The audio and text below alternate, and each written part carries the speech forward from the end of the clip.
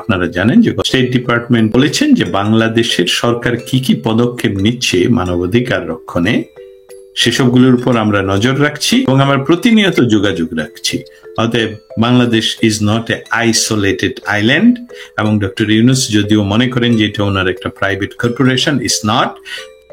বিশ্বব্যাপী ইতিমধ্যে জনমত, বিশ্বের প্রতিটি রাষ্ট্রের রাষ্ট্রপ্রধানগণ এবং বিশ্বের জনমত ইতিমধ্যেই বাংলাদেশের যে এক্সট্রিমিজম এবং যেসবগুলো হচ্ছে ৩২ নম্বর ভাঙ্গা সহ সেটার উপর তীক্ষ্ণ নজর রাখছে। দীর্ঘ সময় ধরে ইউনূস বাংলাদেশে কোনো কিছু না করলেও বিশ্বব্যাপী তার যে নেটওয়ার্কিং, পার্সোনাল নেটওয়ার্কিং, সেসবগুলো ব্যবহার করে বাংলাদেশ আর্মিকে সরাসরি এটাকে ব্ল্যাকমেইল করা হয়েছে, সরাসরি ব্ল্যাকমেইল।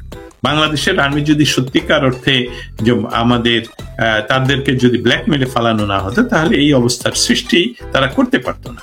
জাতিসংঘকে ব্যবহার করা হয়েছে। আর এখন তো এটা প্রমাণিত, ডোনাল্ড ট্রাম্প পর্যন্ত বলেছেন যে বাংলাদেশে যে সরকার পরিবর্তনের জন্য বা আমেরিকা পয়সা দিয়েছে এবং ইউএস এইড এর মাধ্যমে গিয়েছে, বিভিন্ন সংস্থার মাধ্যমে গিয়েছে, ব্র্যাকের মাধ্যমে গিয়েছে, এবং সেসবগুলোর সাথে আসিফ নজরুল সহ অনেকেই যুক্ত ছিলেন, এসব ফান্ডিং এর রিয়েল ডিস্ট্রিবিউশন, এবং আরো অনেকে যুক্ত ছিলেন যারা এসবগুলো করেছেন। এখন বাংলাদেশ আর্মির অবস্থানটা হলো, তারা যেহেতু বলবো যে not emotional cheated but cheated, মানে ব্ল্যাকমেল, চিট নাই, ব্ল্যাকমেল ধরা খেয়েছেন, সেখানে তাদের ক্ষমতার মৌলিক উৎসটাই যে হলো এই মুহূর্তে বাংলা। আমার যে আপনাদের কাছে প্রশ্ন রেখে যাই, আপনারা যারা প্রশ্ন করেছেন যে এই মুহূর্তে বাংলাদেশের রাস্তাঘাট সকল জায়গা থেকে আর্মি ব্যারাকে ফিরে নিয়ে যাক, যারা মব তৈরি করে, এরকম মবকে প্রতিহত করার জন্য আমার মনে হয় ৮ কোটি বাঙালি দ্বারা কিছু অপরিপক্ক তথাকথিত ছাত্র নেতৃত্বের সামনে যারা ছিল তাদের ৩জনকে ৪জনকে নিয়ে উনি উপদেষ্টা বানালেন, মন্ত্রী বানালেন। তাদের ২জনকে বা ৩জনকে মাঠে রাখলেন এই মব তৈরি করার জন্য। এখানে একটা বিষয় খুবই ইম্পর্টেন্ট, সেটা আপনার প্রশ্নের উত্তরে আমি বলছি।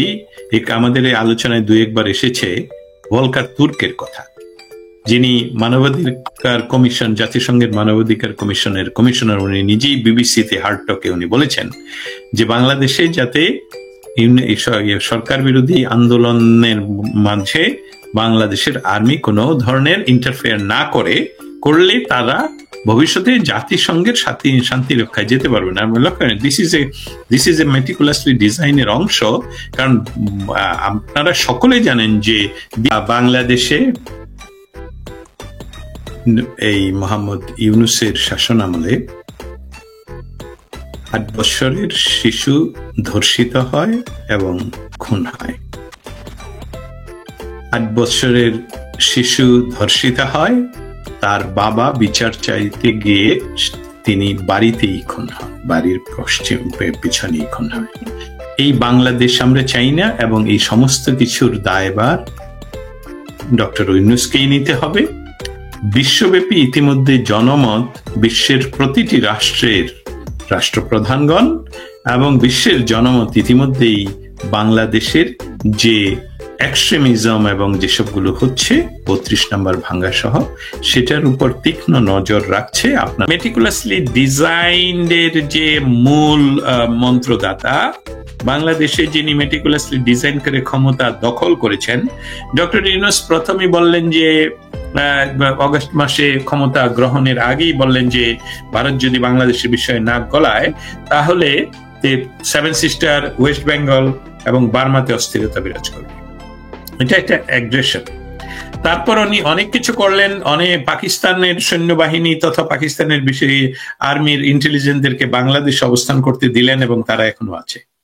সেখান থেকে উনি ভারতকে ডিঙ্গিয়ে উনি গেলেন চায়নাতে, এবং চায়নাকে গিয়ে আমন্ত্রণ করলেন যে আপনি বঙ্গোপসাগরের মালিক আমরা, মানে আবারও বলি, আপনার যারা শুনছেন তাদের জন্য, বঙ্গোপসাগরের মালিক আমরা, আপনারা আসুন আমাদের এখানে ইনভেস্ট করুন। কারণ ওই সেভেন সিস্টার তাদের বঙ্গোপসাগরে যেতে হলে, নেপালকে বঙ্গোপসাগরে যেতে হলে, ভুটানকে বঙ্গোপসাগরে যেতে হলে আমাদের উপর দিয়ে যেতে হবে। অতএব এটা আপনার জন্য একটা ব্যবসার জায়গা, এবং সেই জন্য আপনারা আসুন। এখন দেখুন, এটা হলো ওনার একটি সম্পূর্ণ ভাবে যেটাকে বলে যে একটা প্রস্তাব, যে প্রস্তাবটার আমি দ্বিতীয় ইয়েটা বলি, বিমস্টেকের ঘটনা কি। বিমস্টেক হলো বঙ্গোপসাগর নিয়ে এই সংস্থা, যাতে এবং বঙ্গোপসাগরকে সন্ত্রাস মোকাবেলা একসাথে করবে, বাণিজ্য বিয়োগ একসাথে করবে, জ্বালানি শক্তি একসাথে করবে, মৎস্য, কৃষি, জনস্বাস্থ্য, জনগণের মধ্যে যোগাযোগ, সাংস্কৃতিক সহযোগিতা, জলবায়ু পরিবর্তন, এই সকল নিয়ে কাজ করবেন তারা। কিন্তু উনি চায়না গিয়ে বলে আসলেন আপনারা আসুন আমাদের, আমরা হলাম, এটা তো ভিডিওতে আমরা স্পষ্ট আমরা শুনেছি। উনি বলছেন বঙ্গোপসাগর আমাদের, আপনারা আসুন এখানে। বঙ্গোপসাগরের একটা সার্টেন এরিয়া আমাদের, এটা গত সরকার জয়লাভ করেছেন আন্তর্জাতিক আদালতে, বাঞ্জোর কোর্ট থেকে। কিন্তু বঙ্গোপসাগরকে ঘিরে যে কোনো বিষয়ে ডিসিশন নেওয়ার মালিক কিন্তু Bangladesh, Bhutan, Myanmar, Bharat, Nepal, Sri Lanka and Thailand, এবং এইটাই বিমস্টেক। অতএব উনি যে কথাটা চীনে গিয়ে বলে আসছেন, যার যে বিষয় নিয়ে উনি চায়নার সাথে কথা বলেন, এবং ঠিক একই বিষয়, ঠিক আর বিপরীত ধর্মী, যেটা আগামী 24 ঘন্টার ভিতরে আমরা আশা করছি যে আগামী 24 ঘন্টার ভিতরে থাইল্যান্ড থেকে এই যে সম্মিলিত ডিক্লারেশন অফ বিমস্টেক আসবে, যেখানে বলা হয়েছে, যেখানে ইউনুস নিজে এটা স্বীকার করে এসেছেন যে সন্ত্রাস মোকাবেলা এবং সমস্ত কিছু ওনারা একসাথে করবেন এই বঙ্গোপসাগর এরিয়ায়। অতএব ওনার এই যে দ্বিচারিতা, একদিকে উনি ক্ষমতায় থাকার লোভে, ক্ষমতায় মেটিকুলাসলি ডিজাইনের এক্সটেন্ডেড ক্ষমতায় থাকার লোভে চায়নাকে উত্তেজিত করে, চায়নাকে সাথে নিয়ে ভারত বিরোধিতা করলেন, এবং সেই ভারতের সাথে বিমস্টেকের বাইরে গিয়ে কিন্তু উনি কাজ করতে পারবেন না, কারণ এই জন্য বিমস্টেক তৈরি। এখন আসি যে সাইড লাইনে ওনাদের যে আলাপ, প্রথমত বলে রাখি এটা কোনো দ্বিপাক্ষিক আলোচনা ছিল না, একটা রাষ্ট্রের সাথে আরেকটা রাষ্ট্রের যে আলোচনা, সেই আলোচনা নয় এটা। কারণ ভারতের বিশ্বের সর্ববৃহৎ গণতান্ত্রিক দেশ হিসেবে ভারতের পররাষ্ট্র নীতির মৌলিক নীতিতে কখনোই কোনো, আজ পর্যন্ত আমরা কোনো পরিবর্তন লক্ষণ করিনি, যে কোনো সরকার আসুক। সেই পরিবর্তনটা কি লক্ষ্য করি না? সেই পরিবর্তনটা হলো যে ভারত কোনো ধরনের তার পররাষ্ট্র নীতিতে অন্য দেশের অনির্বাচিত সরকারের সাথে দ্বিপাক্ষিক কোনো আলোচনায় তারা করে না, বসে না। এটা তাদের নীতি, এটা পরিবর্তন কখনো ঘটেনি, গতকালকের মিটিংও ঘটেনি। কিভাবে সেটা আমি বলবো। আপনারা আমাদের দেশের উদাহরণটাই দেই। 1971 সনের 25শে মার্চ যখন বাংলাদেশে পাকিস্তানি আর্মিরা আক্রমণ করে, তারপর বাংলাদেশের 70-এর নির্বাচিতদেরকে বাংলাদেশ মুজিবনগরে বসে মুজিবনগর সরকার গঠন করে, এবং সেটাকে দ্রুততম সময়ে সেই সরকারকে স্বীকৃতি দেয় ভুটান এবং ভারত। এবং তখন ভারত এই নির্বাচিত সরকারের সাথে কাজ করেন, এবং ঠিক একইভাবে বাংলাদেশের বর্তমান সরকারও যে নির্বাচিত নয়, সেটা বারবার বলছেন যে আমরা দ্বিপাক্ষিক কোনো আলোচনা করব না। কিন্তু বিমস্টেক তো দ্বিপাক্ষিক বিষয় নয়, এটা বিমস্টেক নিয়ে আলোচনা, যেহেতু বঙ্গোপসাগর নিয়ে আলোচনা এবং বাংলাদেশে যে ঘটনা ঘটছে, সেই সুযোগটা এই বিমস্টেকের মাধ্যমে মোদী সরকার গ্রহণ করেন। এবং সেখানে যে বিষয়গুলো নিয়ে আলাপ হয়েছে, সেখানে প্রথমেই বলা হয়েছে, যাতে উনি প্রথমেই বলেছেন যে বাংলাদেশের বর্তমান উপদেষ্টাকে যে উনি যাতে সংযত হয়ে কথা বলেন। লক্ষ্য রাখবেন, কথাটা আবার রিপিট করে, এটা আমার কথা নয়, আপনারা শুধু গণমাধ্যম নয়, সমস্ত সময় আমরা দেখেছি যে ওনাকে বলা হয়েছে যে উনি যাতে সংযত হয়ে কথা বলেন। দ্বিতীয় আরেকটা কথা বাংলাদেশের থেকে বলা হয়েছিল শেখ হাসিনার প্রত্যাবর্তন নিয়ে অফিসিয়ালি, এবং সেখানে ভারতের প্রধানমন্ত্রী উত্তরে যে যা বলেছেন, এটা সুস্পষ্ট বলেছেন, দেখুন আপনাদের সশস্ত্র বাহিনী আপনাদের প্রধানমন্ত্রীকে নিরাপত্তা দিতে ব্যর্থ হওয়ার কারণে তারা আমাদের কাছে অফিসিয়ালি রিকোয়েস্ট করে, যাতে করে আমরা আপনাদের প্রধানমন্ত্রীকে নিরাপত্তার আশ্রয় দেই। এবং আমি তখন আমাদের সর্বদলীয় মিটিং আহ্বান করি এবং সেখানে অতিথি হিসাবে উনাকে বা এখানে সিকিউরিটি সহ অতিথি হিসাবে আমরা গ্রহণ করি এবং আমরা অতিথি পরায়ণ, অতিথি দেব, অতিথি দেবতা সেই হিসাবেই আমরা মানি এবং এর কোনো পরিবর্তন নেই। উনি আমাদের অতিথি, উনি অতিথি হিসেবে সমস্ত উনার যে অধিকার সেসবগুলি সেখানে, এটার কোনো পরিবর্তন হবে না। আরেকটি বিষয়, বাংলাদেশের কোনো কথা হয়নি, কথা বলেছেন উল্টা যে আমরা একটা গণতান্ত্রিক ইনক্লুসিভ ব্যবস্থা বাংলাদেশে চাই। আর দুইটা বিষয় বলেছেন, একটা হলো Indian concern for Bangladeshi minorities, not only Hindus. Minorities mean আপনি ধর্মীয় মাইনরিটি যেরকম কালচারাল মাইনরিটির কথা বলা হয়েছে, এমনকি সেখানে যাদেরকে এখন বিভিন্নভাবে অত্যাচার করা হচ্ছে তাদের কথাও বলা হয়েছে। Indian response to religious extremism, আমরা জানি যে তুলসী গাবার্ড বা আমেরিকান ইন্টেলিজেন্সের প্রধান, উনিও একই কথা বলেছেন যে বাংলাদেশে খিলাফত আন্দোলনের দেখা যাচ্ছে এবং আমরা জানি যে সেখানে হিজবুত তাহরির মতন সংস্থাগুলো ওপেন মিছিল করছে। আর গত পরশুদিনের ঘটনা, গত পরশুদিন বা তারও আগে, একদিন আগে লরা নামক আমেরিকান খুব ইনফ্লুয়েন্সিয়াল জার্নালিস্ট, উনি ওনার এক্স হ্যান্ডেলে উনি বাংলাদেশের বর্তমান সরকার ইউনূসের একজন উপদেষ্টা যার নাম নিয়ে উনি বলেছেন সরাসরি যে মাহফুজুল ইসলাম অথবা মাহফুজ আলম, থ্যাংক ইউ, হ্যাঁ মাহফুজ আলম, থ্যাংক ইউ জিয়া ভাই। মাহফুজ আলম সরাসরি হিজবুত তাহরির সদস্য।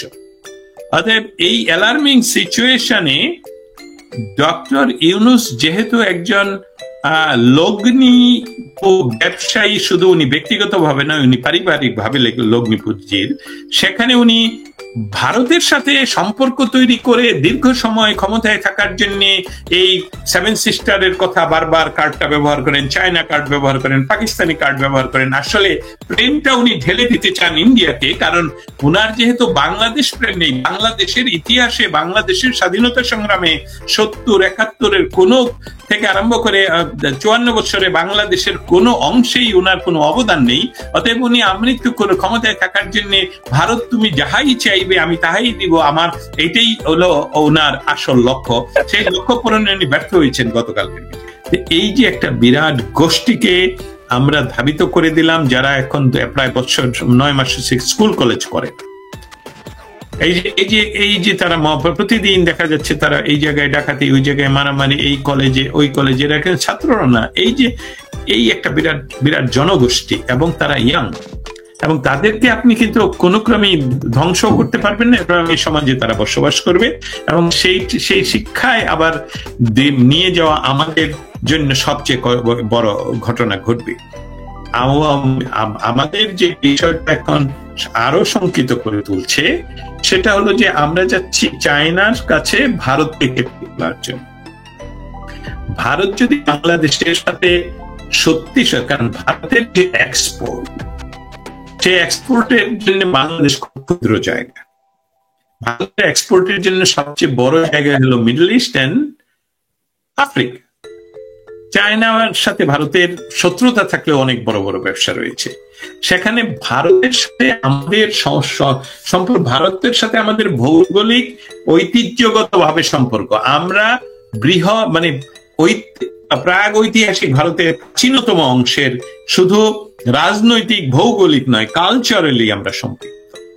সেখানে আমাদের এইটার উপর ভিত্তি করে আমাদের যে বিষয়টা ঘটবে, আমি কি না ঢাকা না দিল্লি, আমাদের দিল্লিও বলা ঠিক না, আমাদেরটা ঢাকাই, কিন্তু আমাদের সৌহার্দ্যপূর্ণ সম্পর্ক যদি ভারতের সাথে না থাকে তাহলে সবচেয়ে ক্ষতিগ্রস্ত হবো তো আমরা। এটা আমি বলি যে এই বিষয়টা ইউনূস সত্যি সত্যি বুঝেন, জানেন, কিন্তু ইউনূস যেটা চেষ্টা করছেন আমার ধারণা উনি ভারতের প্রেম লাভের জন্য, জয় লাভের জন্য ভারতের বিরোধী যারা তাদের সাথে এবং এই ইসলামী জঙ্গি গোষ্ঠীকে উস্কে দিচ্ছেন, যাতে ভারত তাকে বলে তাড়াতাড়ি আসো, আমি তোমার সাথে কথা বলবো, তুমি কি চাও। আমাদের অনেক ক্ষতি হয়েছে, বাঙালি আবারও জেগে উঠবে, এই ইনুস গংদের বিরুদ্ধে রুখে দাঁড়াবে, এই মব জাস্টিসের বিরুদ্ধে রুখে দাঁড়াবে, সন্ত্রাসবাদের বিরুদ্ধে রুখে দাঁড়াবে, মানুষের বৈষম্য বিরোধী আন্দোলন যাতে থাকে, মানুষ যাতে সবার উপরে মানুষ সত্য তাহার উপরে নাই, সেইভাবে আমরা যাতে বাঁচতে পারি।